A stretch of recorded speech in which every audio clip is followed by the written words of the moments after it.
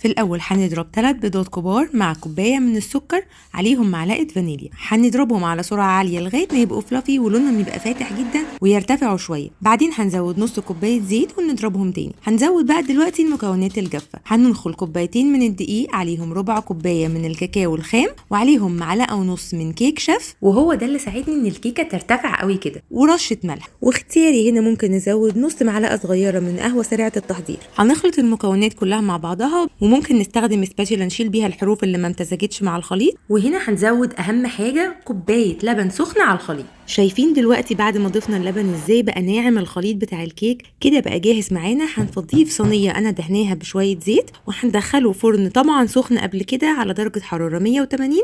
والفرن لو فيه مروحه بخلي درجه الحراره اقل شويه. ومده الخبز بتتراوح من 40 ل 50 دقيقه حسب الفرن، فالاحسن نتابع الكيك بنفسنا ونشيك عليها لغايه ما تستوي. بنقطع الكيك بعد ما